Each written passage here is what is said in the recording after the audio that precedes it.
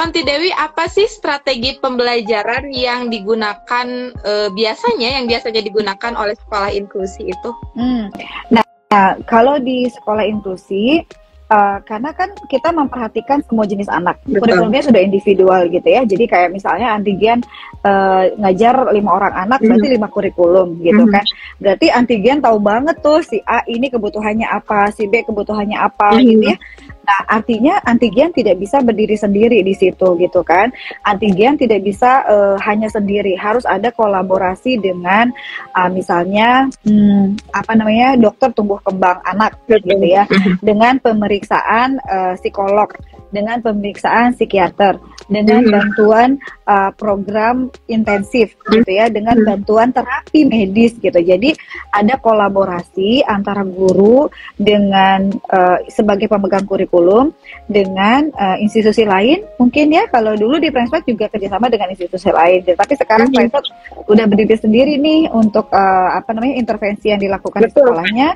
Prenspat sudah punya program khusus gitu ya, yang merangkum yang program SIP itu ya, karena itu menggabungkan beberapa terapi yang ada di luar, tapi tidak menutup kemungkinan ada beberapa siswa Prenspat juga yang masih menjalankan terapi di tempat luar, dan kita masukkan gitu, kita kolaborasikan gitu. Oke Bu, di sana belajarnya bagaimana, apa yang masih kurang menurut terapinya, kemudian disambungkan dengan apa yang dilakukan oleh guru-guru kita di sekolah. Jadi strategi yang paling utama dalam pembelajaran inklusi adalah kolaborasi. Kita sebagai sekolah inklusi tidak berdiri sendiri gitu ya, ada terapis di situ, ada dokter tumbuh kembang di situ. Jadi kita tahu gitu kebutuhan anak itu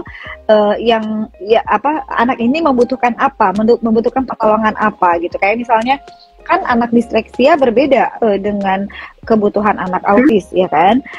Anak ADHD kebutuhannya berbeda dengan anak autis misalnya kayak gitu. Jadi masing-masing anak punya kriteria sendiri, kebutuhannya apa gitu ya, punya list sendiri gitu ya, apa yang harus diintervensinya, sehingga di sekolah inklusi strateginya adalah selalu berkolaborasi dengan pakarnya, selalu up to date tentang penemuan terbaru gitu ya, penelitian terbaru di dunia pendidikan, salah satunya dengan memberikan pembekalan pelatihan kepada guru-gurunya gitu. Jadi di sekolah inklusi pendekatan ke anak itu pasti akan selalu individual. Anak tidak dituntut untuk bisa melakukan sesuatu sama seperti anak lainnya gitu ya. Karena kan kemampuan tiap anak berbeda gitu.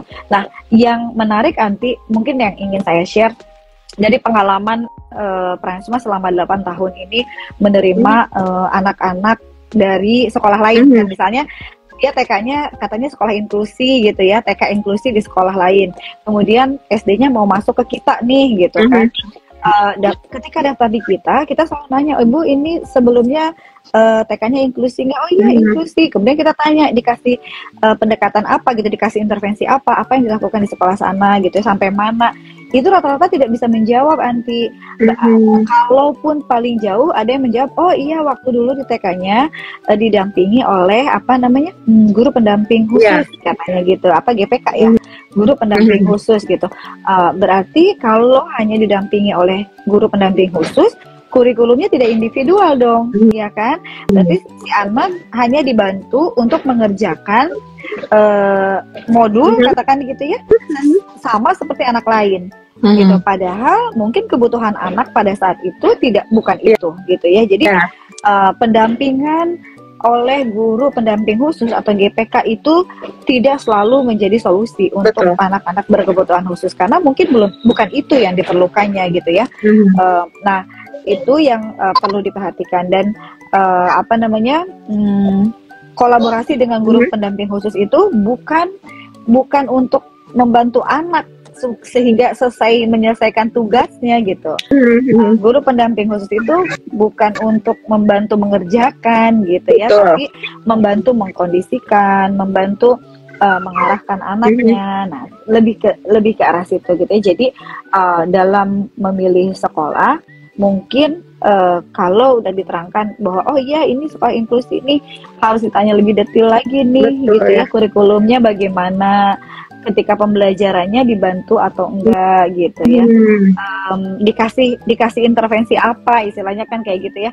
Emang anaknya dikasih pelatihan apa misalnya gitu, atau dikasih terapi apa selama pembelajarannya gitu. Lebih ke situ ya Anti ya. Betul. Jadi seperti yang tadi Anti Dewi bilang, aduh kelilipan. Yang di Prime Smart kita ada program SIP yang pastinya ada Smart Intervention Program buat yang ada memiliki anak berkebutuhan khusus, mau menyiapkan masuk ke sekolahnya sambil mencari-cari sekolah inklusinya, boleh dikepoin tuh apa sih SIP, ada di Instagramnya Prime Smart, bisa dibuka, banyak banget infonya di sana, bisa diklik juga kalau mau nanya-nanya langsung ke admin, nanti langsung terhubung ke admin, diklik di Instagramnya.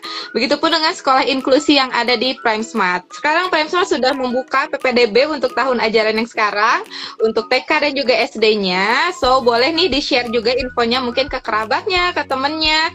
Ada yang cari sekolah inklusi nih, di mana ya? Boleh deh kalau mau tanya-tanya, mau tahu tentang sekolah inklusi terbaik di Bandung, datang ke Prime Smart.